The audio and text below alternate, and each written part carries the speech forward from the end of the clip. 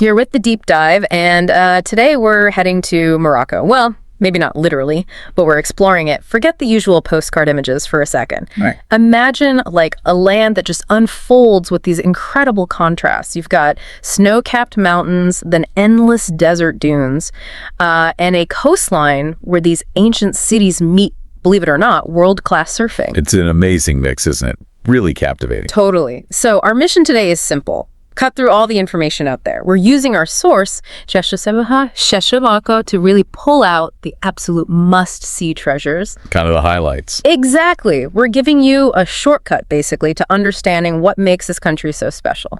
And look, that shortcut is pretty valuable. Morocco is, just like our source says, deceptively big and so diverse. Yeah, you wouldn't think it, maybe. No. Yeah. I mean, trying to see everything truly amazing, the coast, the Atlas Mountains, the Sahara, those deep gorges, the historic cities, all in one trip, you'd need forever. Right, impossible. So yeah, our goal here in this deep dive is to zero in on those fantastic highlights, the jewels, you could say, the things that give you the most profound, the most authentic Moroccan experience.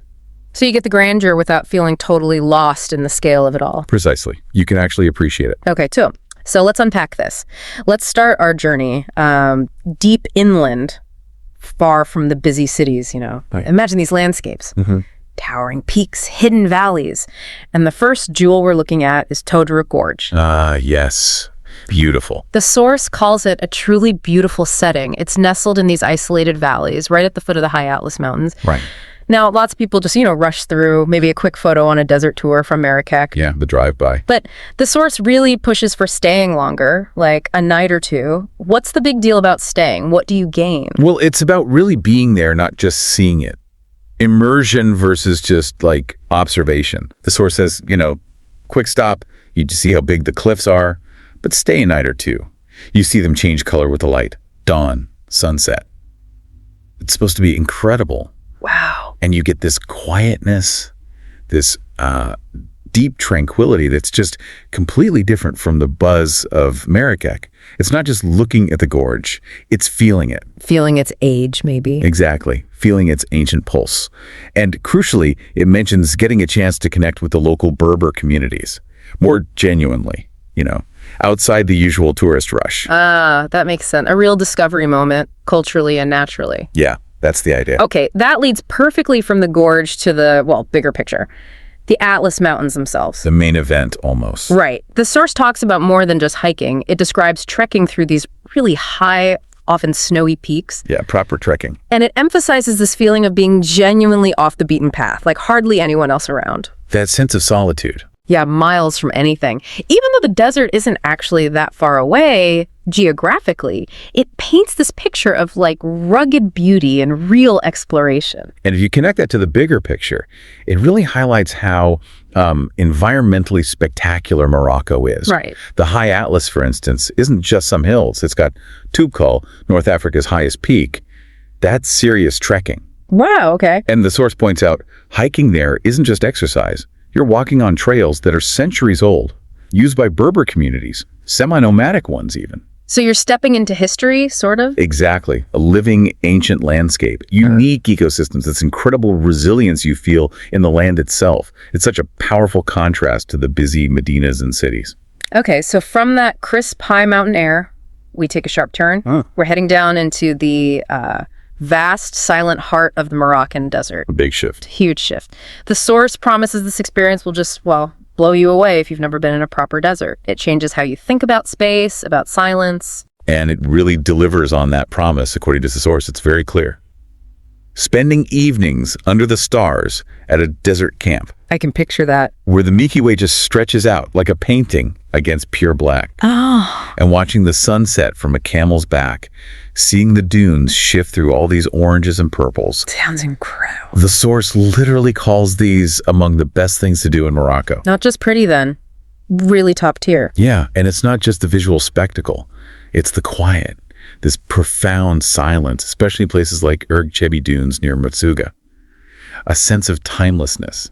It sticks with you. I believe it. It's serene, but also really powerful. It strips away all the noise and connects you to something primal, maybe. That makes sense. Just thinking about that contrast again from the cool, quiet Atlas peaks to the, immense warm expanse of the Sahara. Yeah. The source really does a great job showing Morocco's diversity, all pretty close together, really. Relatively speaking, yeah. Yeah. You can literally go from snow to sand dunes in like a few days. It's wild. Okay, now for another massive leap. We're going from those sun-baked dunes to the spray of the Atlantic Ocean. Total change of scene again. Completely. Here's where Morocco's coastline offers a whole different kind of adventure. It just shows the country's amazing geographical range. It really does. It's a remarkable shift. And the source talks about this really vibrant, growing scene along the Atlantic coast. Yeah, I was reading that. You might think markets, maybe mountains. Right, the usual suspects. Yeah, But Morocco's getting more and more known for its waves. Consistently good waves. that's it. Our source says it's fast becoming a global hotspot for surfing. It's actually one of the top activities now. It's really taken off. Yeah, it's not just a small niche thing anymore. There are hundreds of surf schools popping up, mostly along the southern coast, kind of sandwiched between Agadir and Essaouira. That whole stretch. And if you're trying to find the main hub, the source points straight to Tagazout. Seems like the epicenter of it all. Definitely. And one interesting thing the source highlights is how versatile Tagazout in that area are. Well, you've got these world-class point breaks, like Anchor Point, famous spot, draws experienced surfers from everywhere, especially October to April. Best swells then. Okay, so for the pros. Right. But crucially, it also has loads of beginner-friendly beach breaks. So it's perfect if you just want to learn. Good to know. So it's not just hardcore surfing. Not at all. And beyond the waves, the source notes the appeal spreads to all these charming little villages along the coast. They're not just surf spots. Right. They offer this relaxed vibe. There's a growing number of yoga retreats, lovely coastal apartment holidays. It's this unique mix of traditional Moroccan life and this laid-back international beach culture. Seems like a really dynamic place, evolving. Yeah, exactly. A cool cultural landscape developing there. Okay, so from catching waves, let's navigate up the coast a bit to another gem our source highlights, Tangier. Tangier. Fascinating city. It's a Mediterranean coastal city, but with this unique spot, right, literally at the crossroads. Africa's northern tip, just a few kilometers across from Europe, Yeah, you can practically see Spain. which naturally makes it a common first or last stop for lots of people visiting Morocco. But there's way more to it than just location, isn't there? Oh, absolutely.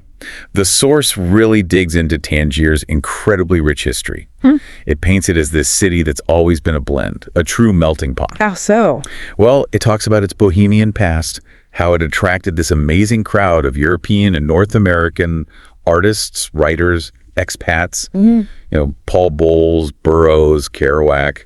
They all found inspiration there in the mid-20th century. The Beat Generation connection. Exactly. And that identity, that sort of vibrant mix of Western, maybe sophistication isn't the right word, but influence, and traditional Arabian culture, you can still feel it today. Really? You see it in the architecture, taste it in the food, hear it in the cafes where people are chatting in Arabic, French, Spanish, all mixed together.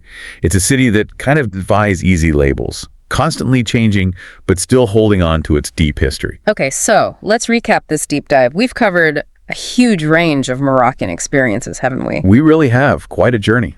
From the majestic ancient trails of the High Atlas Yeah. and the quiet beauty of Todra Gorge, To the just awe-inspiring silence of the Sahara. then the energetic, wave-filled Atlantic coast, and finally, the historical, cross-cultural vibe of Tangier. Yeah. It really brings home what the source kept saying.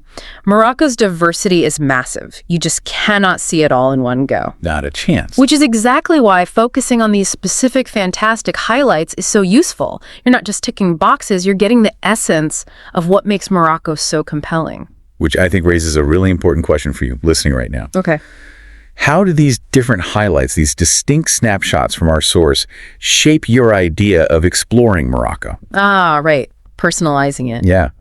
When you consider these totally different experiences, the raw adventure of the mountains versus the spiritual quiet of the desert, or the buzz of the surf towns versus the history of Tangier, how does that help you maybe curate your own treasure hunt? Your own perfect trip. Exactly. Finding the kind of Moroccan adventure that really speaks to you. That makes perfect sense. Hopefully, this deep dive has given you more than just facts. Maybe a clearer picture, help you envision your own trip without feeling, totally overwhelmed. You've got a solid starting point now anyway. Yeah, an informed foundation. So what does this all mean for you? Given Morocco's amazing range of treasures, and knowing each offers something profoundly different, which of these jewels pulls you in the most? Good question.